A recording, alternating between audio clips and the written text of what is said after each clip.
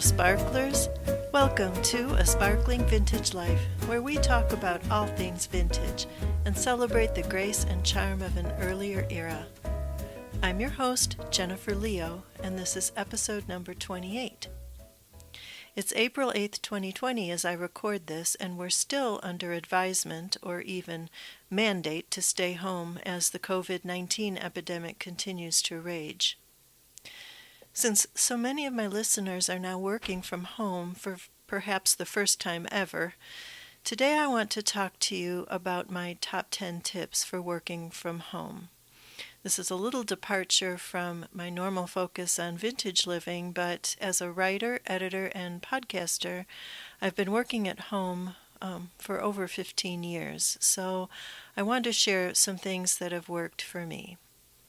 But don't worry, I will keep the vintage vibe going with a little tidbit at the end for you vintage lovers. So either hang in there or skip to the end if all you really want is something vintage. Before we get to the topic of working at home, though, I have a couple small tidbits to report. First, this podcast received the loveliest review this week. Listener 7Germ gave us 5 stars and wrote, "Like lemonade while sitting on a rocker on the front porch in the summer heat, this podcast is peaceful, cheery, and refreshing. Thank you." Well, thank you, dear listener. If I could pick 3 words that describe what I hope to achieve with this podcast, good ones would be peaceful, cheery, and refreshing. So I'm thrilled to hear it's affecting listeners that way. If you enjoy this podcast, I'd be awfully grateful if you'd leave a review wherever you find your podcasts. That's the best way to let other kindred spirits know we're here so they can join us on our journey toward a sparkling vintage life. The other bit of news is that my latest novel, Moondrop Miracle, will be releasing on May 1st in ebook, print, and large print formats. But you can pre-order the book right now on Amazon and it will be sent to you on release day. Moondrop Miracle is set largely in the 1930s, and it follows a young wife and mother whose life is completely disrupted by the stock market crash of 1929. She finds she must suddenly support herself and her young son with more cleverness than cash. It's a story that will resonate with many of us as we grapple with world events that we have absolutely no control over, and we'll have to stretch our resources to make ends meet. I'll put a link in the show notes at sparklingvintagelife.com/podcast under episode 28, or just search on Amazon for Moondrop Miracle by Jennifer Lamont Leo. And now on to our topic. At first blush, the topic of working from home might not seem to have much to do with living vintage. After all, most of us are only able to do so with the use of computers and other modern technology. But the principles of working from home are timeless, and women of earlier generations have had a lot to say about it, as we'll see. So here are my top 10 tips for working at home. Number 1, get dressed. It's tempting to get right to work while still in our bathrobes, and I must admit I fall into this trap more often than I care to admit. But getting dressed and groomed makes a big difference in both the way you feel and the way you approach your work. Plus, you'll be spared the embarrassment of needing to participate in a Zoom meeting or a video conference call on short notice with your hair askew and your face unwashed. If you can't stand getting dressed too early, do it in stages. In the morning especially, when I like to do the bulk of my writing, I work in sprints of 45 minutes on, 15 minutes off. It's a variation on the Pomodoro technique, and maybe I can talk to you about that in a future episode. But anyway, that it means 45 minutes of concentrated writing, and then 15 minutes to get up from my desk and do something else, and then I repeat the cycle. So if I happen to start my writing day before I've gotten dressed, then I catch up in stages. For example, during my first 15-minute break, maybe I'll shower and put on clothes. And then during my second 15-minute break, I'll put on makeup and do my hair. By the time I get to lunchtime, I'm dressed and ready for anything. I try to schedule most of my video conferences or meetings in the afternoon, so not only can I write uninterrupted in the morning, but I'll also know I'll be properly presentable by then. So tip number 1 is to get dressed. Tip number 2, have a firm start and end times to your workday. Sometimes these will be dictated by your employer or sometimes by your clients. My husband has always started his workday early because while we're on Pacific time, he has several clients on the East Coast who are already 3 hours into their workday when we're just pouring our first cups of coffee. I like to start my workday at 9 and end at 5 or 6 o'clock depending on my workload, but that does include a 2-hour break in the middle of the day when I eat lunch or take a nap or take a walk, sometimes do a household chore or two. The point is to not let your workday overflow into family and personal time. Put firm boundaries on it if you can. Number 3 is to establish some rhythms and rituals to define your workday. For example, when I sit down at my desk in the morning, I've already done my personal morning routine, which includes some things around the house and my personal devotional time. Maybe I'll share my morning routine in a future podcast. But I have little rituals to start and end my workday as well. At the start of my workday, I allow myself 15 minutes on email and Facebook. That's important to put a timer on that so social media doesn't gobble up my whole day.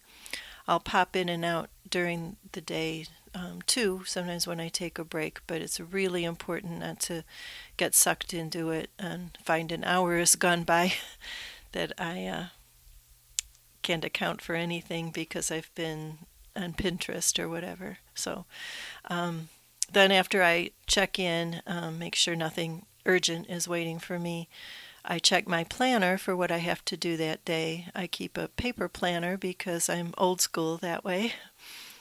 And then I have the current project I'm working on in front of me, and I pray over that project and the events coming up that day. And then ideally, I set my timer for 45 minutes and I start writing. I write in my sprints, as I described them earlier. I write until lunch at noon, and then after my 2-hour break, I do administrative and marketing and meetings and all those other aspects of running a business that aren't writing, but they're necessary to get done.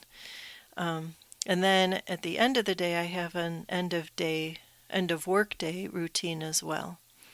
I close down the project I'm working on. I tally up the day's word count. I note any income or expenses for that day. I jot a note to myself in a journal about how the day went and whatever I'm grateful for. And at the beginning of 2020, I tried to clear my email inbox as well at the end of each day. I tried to follow the inbox zero method, but I haven't been able to keep up with it, and I don't know how many hundred of emails now clutter my inbox, but maybe I'll try it again. So that's my workday. So number 3 was establish some rhythms and rituals to define your workday. Number 4 is assign a theme to each day of the week. For example, some of my colleagues use Monday for marketing, Tuesday for social media, Wednesday for client calls, etc. This works best if you're in control of your workload and your schedule and what order you do your work in, versus an employer telling you what to do when.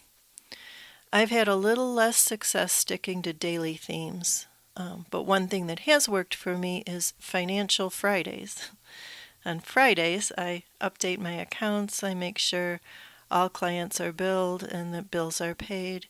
I also clean out my purse and organize my wallet for the coming week, which I must say, being staying at home all these weeks, my purse stays a lot more organized and clean because I'm not out running around throwing things into it. So there's one bright spot. But Financial Fridays works for me. It's the one theme day that has worked for me, partially because I find financial tasks sort of annoying and stressful. I don't like to work with money or with math. So to confine it to one day and say on the other days, I don't have to worry about that today. I'll worry about that on Friday. It really helps the way my brain works. So number 4 is to assign a theme to each weekday. Number 5 is to not be afraid of learning new things. Working from home, if you're not used to it, may require you to use some new-to-you technology like Zoom to have meetings, or Trello or other collaborative software to work with other people. I don't love learning new technology, but it does feel satisfying to master something new. Lest we stray too much from the topic of vintage living, remember that writers of old who often worked from home had to master new technology too. It was the technology of their day, but they had to learn how to use a typewriter maybe, and a telephone if they weren't used to that, maybe a dictating machine. So old-timers weren't let off the hook either. Number 6 is a tip that may appeal a little more to our vintage-loving hearts, is to step away from the computer. Look for ways to work away from any of your screens. Handwrite some of your notes or your sketches or ideas with an old-fashioned pen and paper. Stand up and write on a whiteboard or on an old-school chalkboard. Carry your work out to the porch or a garden on a nice day. Maybe instead of sending an email, particularly if it's non-urgent, send a note through old-fashioned postal mail, especially if it's something like a thank you or something else that's not an urgent work matter, but still helps you stay in touch with colleagues and clients. Or just go into another room of your house, one that's not set up with computers. That can be very mentally refreshing as well. Number 7 is to eat lunch. You need the break away from your desk. Feed yourself good brain food like protein and vegetables. Drink your water and reconnect with your family or your housemates if you have any. Try to avoid the temptation to just eat a sandwich with one hand while you're typing at your desk with the other. That doesn't help anyone feel refreshed or relaxed. So number 7 is to eat lunch. Number 8, drink a lot of water. Not only is water hydrating for your brain and excellent for your immune system in flushing away any possible viruses, but drinking a lot of water ensures that you'll have to stand up and move every so often. You'll have to take bathroom breaks and also refill your glass.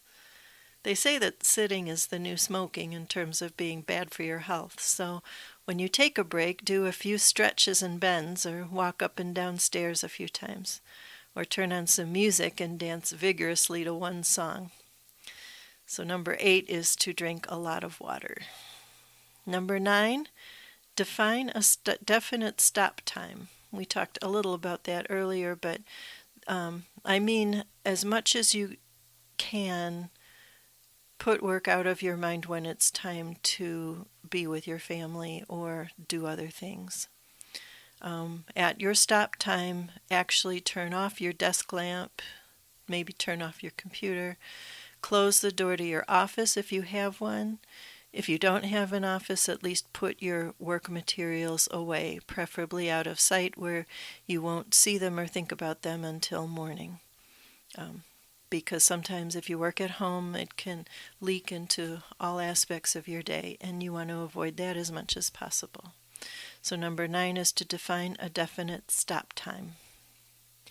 And number 10 is to go easy on yourself. It's sort of the opposite of all the others, where I'm telling you, do this, do that. Number 10, go easy on yourself. If tips number 1 through 9 sound daunting and hard, don't do them or don't do all of them. Some people like me escape from anxiety and fear and depression by diving deep into projects and being productive. But you might not be wired that way. And if you're not, give yourself permission to loosen up and just do the basics. Get done whatever your job requires, of course, but decide what's most important and just do that. Sleep more, walk more outside, check in with friends and family more. Especially during these frightening times, don't add to your stress any more than you have to. By the time this pandemic is over, whenever that will be, maybe you'll find you like working from home, or maybe you'll run back to your outside workplace as fast as your legs will carry you. Either way, you'll know that you gave working from home your very best shot. And now, in keeping with our mission of living a more sparkling vintage life, I'd like to close with some wise words from Amy Vanderbilt, that doyenne of etiquette and proper living. Writing nearly 60 years ago, Miss Vanderbilt had this to say about time management. Whatever duty you have to your children and your husband, the household and the community, your duty to yourself as a woman must come first. A martyr is never a warm and comfortable woman. Easier said than done, you say. I have 4 children. I am up before 7, and I rarely get to bed before midnight. I am the family chauffeur. I am expected to take some part in community activities. My church needs me. I pay the family bills. I can never find time for myself. If all this is true, you are expecting too much of yourself and letting other people expect too much of you. If you arrange time for yourself, you will be a better mother and a better wife, a more contributing member of the community. I talked to my friend Jane, asking her how it was she always had time to listen to her children, to her husband, and to her friends, how she maintained an air of serenity in a community that was literally rocketing around her. She replied, "I don't let things run me." Jane has learned how to keep life from grabbing at her. She found that noise and interruption contributed to irritation. She asked her friends not to call her during the morning except in an emergency, for it is then that she is getting her housework done. She has time for friendly conversations during lunch, for her children have their lunch at school. From 1 to 2 o'clock she shuts off the telephone and takes a nap.